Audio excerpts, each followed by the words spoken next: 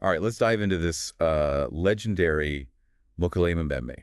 Okay. Have you heard about this one? Yeah, definitely. It's This is a fascinating one. okay, so this one is said to be lurking in the Congo River Basin Right. and Yeah. often described as like a dinosaur. Yeah, like straight out of the dinosaur age. Yeah, so we've got a couple sources for this deep dive today. Okay. We're looking at excerpts from the How Stuff Works article, Mokele Mbembe, The Truth Behind Africa's Mythical River Monster, Okay. and also the Wikipedian article on Mokele Mbembe. All right, sounds good. And the big question we're going to try and answer in this deep dive Yeah. is this thing a real dinosaur or just a really good story? Well, what's captivating about this one is that it's not just a monster tale. Yeah. You know, it's woven into the culture of Yeah. Central Africa. So it's like an important part of their history. Right. And some believe it could even hold clues about a prehistoric past. Oh, wow. Okay, so let's start at the beginning. Sure. Where does this legend come from? So the name Mokele Mbembe itself means one who stops the flow of rivers. Yeah. That kind of hints at the immense power people attribute to this creature. Oh, wow. Imagine a creature so massive that it could disrupt a major river system. Wow, that's a serious river clog. Yeah. So what do we know about, like, where this thing supposedly lives? Okay. What it does? Well, it's said to inhabit the deep swamps and rivers of the Congo Basin. Okay. But here's where it gets interesting. Yeah. Many accounts describe it attacking canoes, Oh, wow. but not actually eating the people. Okay. Some locals believe it's a herbivore, Oh. only coming ashore to forage for food. Hold on. So a giant maybe dinosaur that's the vegetarian? Yeah. That's not your typical monster movie fare. Right. Does this herbivore theory, like, hold water? Well, these stories have been passed down through generations, so separating fact from embellishment Yeah. can be very tricky. Right. But there are some intriguing early accounts that got the ball rolling. Back in 1776, French missionaries in the region documented finding these enormous tracks. Oh, wow. I mean, we're talking 3 feet in circumference with Right. claw marks. Okay. They even noted that the tracks suggested that the creature ambled rather than ran. Interesting. This was documented by Abbé Levain Bonaventure Proyart in his book, History of Lorango, Kakonga, and Other Kingdoms in Africa. Okay, so we've got giant ambling tracks. I can Right. see how that would fuel the imagination. Yeah, for sure. What happened next? Like, when did Mokele Mbembe really kind of hit the world stage? Well, the early 20th century saw a surge in interest. Okay. And this was partly fueled by growing fascination with dinosaurs in Western media. Right. It was almost like the world was primed to believe in these living relics from the past. Yeah, it's like everyone was suddenly picturing a real-life Jurassic Park playing out in the Congo. Right, exactly. What were some of the big reports that came out during this time? One standout account comes from Captain Freiherr von Steinzu-Losnitz, who led a German expedition to Cameroon in 1913. Okay. Based on reports he gathered, the creature was described as brownish-gray, elephant-sized, smooth skin, Wow. long, flexible neck, Okay. a small head, and either a single long tooth or a horn. Oh, wow. Some even described an alligator-like tail. Wow. That's a pretty specific description. Yeah. Were there any other compelling accounts from this era? Yeah, another one that stands out is from Lieutenant Paul Gratz, Okay. who in 1911 described a creature called Nsanga. Insanga. It was said to resemble a crocodile, but with smooth skin and claws. Interesting. Gratz even claimed to have obtained strips of Nsanga skin, but not a whole specimen. Okay, so we've got multiple reports describing a large reptilian creature. Right. And this is all happening at a time when dinosaur discoveries are capturing the world's attention. Yeah. I can definitely see how the Mokele Mbembe legend really took off. Uh-huh. But these are just stories, right? Right. What about the science? Well, that's where things get tricky. While these eyewitness accounts are fascinating, Yeah. they don't hold up to scientific scrutiny. Okay. We're missing concrete evidence. Bones, fossils, clear photographs, the kind of proof that would convince the scientific community. So are scientists saying it's all just a big misunderstanding? Oh, Could people be misidentifying known animals? that's certainly one possibility. Okay. Some skeptics believe that Mokele Mbembe could be a misidentified black rhinoceros, which was once very common in the region. Okay. And the book, Abominable Science, by Daniel Loxton and Donald Prothero, Okay. argues that the creature is likely a product of myth and misinterpretation. That's kind of a bummer. Yeah, But I guess we have to be realistic. yeah. So if it's not a dinosaur, where did the legend come from? Well, Could it be more than just a case of mistaken identity? Let's not forget the importance of cultural context. Okay. Mokele Mbembe is very deeply ingrained in the belief systems of these local communities. It's not just a creature, it's part of their history, their stories, Yeah. their understanding of the world. So even if it's not a literal dinosaur, Right. it still holds a powerful place in the local culture. Yeah, exactly. But how can we reconcile those deeply held beliefs with the lack of scientific proof? Well, to answer that, we need to look deeper into how these legends function within these societies. Okay.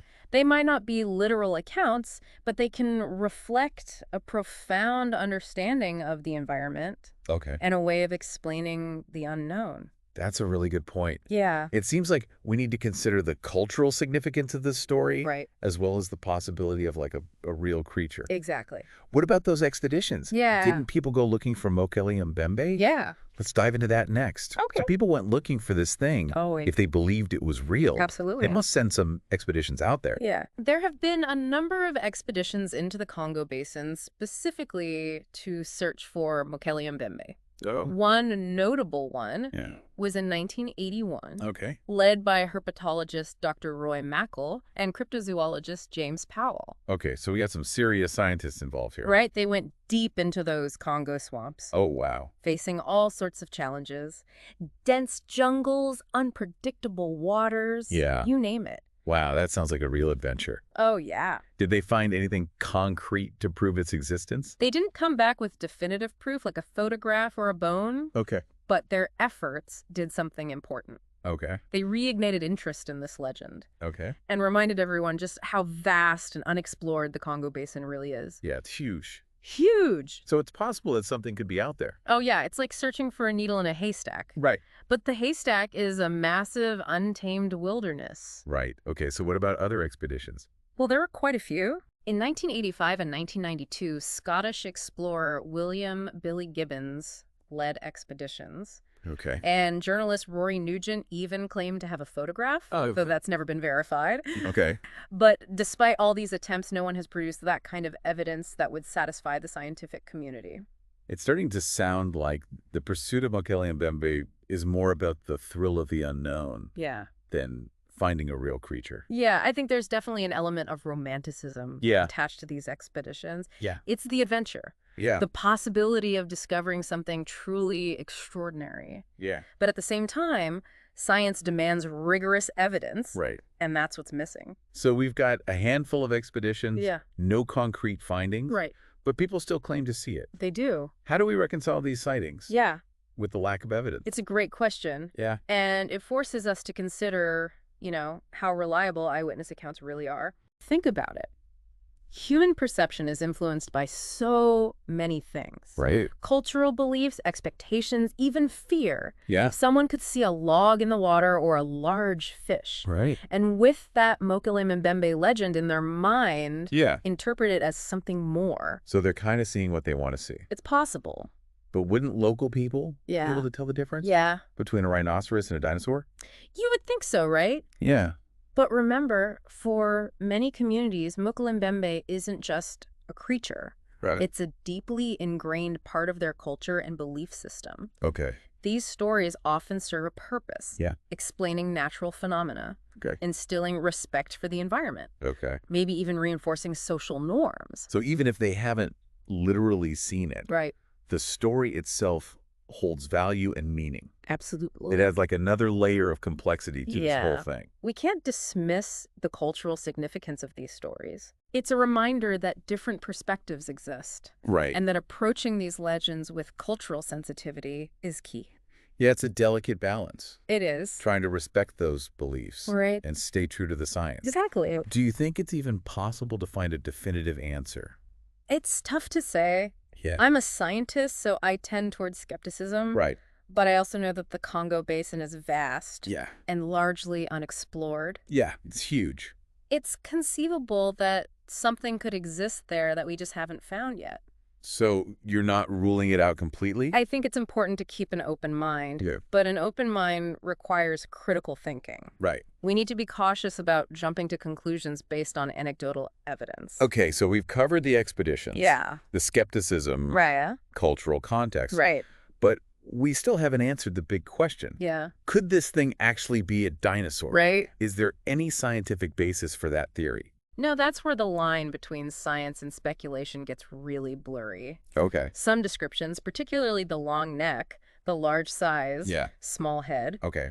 do sound a lot like sauropods. Okay. Think Brachiosaurus or Diplodocus. Yeah, I can see the resemblance. Yeah, But how could a dinosaur survive extinction right, and remain hidden for millions of years? right. Isn't that a little far-fetched? It is. Okay. And the fossil record doesn't support that idea. Right. If a breeding population of sauropods had survived, we'd expect to find more than just a few ambiguous footprints. Yeah. It's just not plausible from a scientific standpoint. Okay, so the dinosaur theory is probably a stretch. Probably. But what about the people that believe in it? Yeah. What are their arguments? Well, I'll submit point to the lack of concrete evidence disproving the existence of Mokele Mbembe. Okay. They argue that just because we haven't found a body doesn't mean it doesn't exist. Yeah, The Congo Basin is vast, and there's a lot we still don't know. that's true. But isn't that argument based more on a lack of evidence Exactly. than any actual evidence? It's a classic example of the absence of evidence is not evidence of absence fallacy. Oh, yeah. Yeah, it's easy to fall into that trap of believing something could be true, Right. especially when it's as exciting as a living dinosaur. Yeah, well, okay, so the dinosaur theory might be more wishful thinking Right. than anything else. Probably. What about other explanations? Well, Could there be a more mundane explanation yeah. for these Mokele Mbembe sightings? Yeah, let's explore those next. Okay. Yeah. Okay, so if Mokele Mbembe is not a dinosaur, Right. and we're maybe leaning towards misidentified animals Yeah. or exaggerated stories, Uh-huh. is there anything else that it could be? Well, there are a few other ideas floating around. Okay. Some researchers have suggested that it could be a large undiscovered species of monitor lizard, Oh. or perhaps a giant freshwater turtle. Okay. These animals can grow to impressive sizes, Yeah. and their behavior might align with some Mokele Mbembe descriptions. A giant lizard or a turtle? Yeah. It's definitely less exciting than a dinosaur, but still pretty cool. Right. Does that fit with, like, the descriptions of it stopping rivers Right. and attacking canoes? It depends on how you interpret those accounts. Okay. A large creature thrashing around in the water could certainly create the impression of disrupting the flow, Okay. and a defensive turtle could easily capsize a small canoe. Yeah, that makes sense. Yeah. But wouldn't somebody have caught one by now if it was just a big lizard or a turtle? Well, remember, the Congo Basin is a very challenging environment. Yeah, it's It's vast, dense, and largely unexplored. right. It's possible for a large animal to remain elusive, Yeah. especially if it's primarily aquatic and spends most of its time in murky water. So giant lizard or turtle is still a possibility, It's possible. even if it's a long shot. Yeah. What about those who, like, wholeheartedly believe Yeah. in Mokele Mbembe? Right. How do they explain the lack of concrete evidence? Well, many believers point to the cultural significance of this creature. Yeah.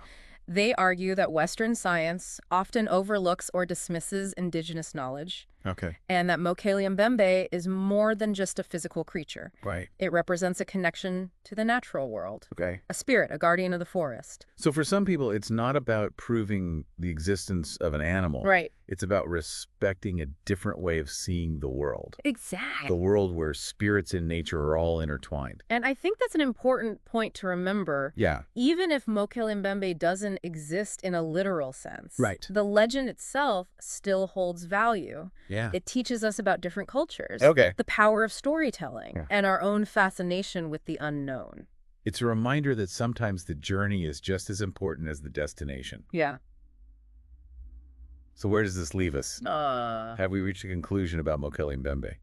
Well, I wouldn't say we have a definitive answer. The lack of scientific evidence makes the existence of a real creature unlikely. Right. But we can't completely rule out the possibility of a new species or misidentified animals. Right. And we have to acknowledge the cultural importance of the legend and the role it plays in the lives of many people. Yeah, it seems like the mystery of Mokele Mbembe will continue to intrigue and inspire for years to come. I agree. Maybe someday we'll have like a concrete answer, but for now, Yeah. the speculation and the stories are part of what makes it so captivating.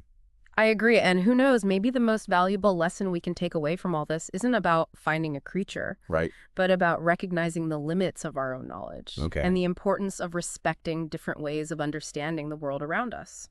Well said.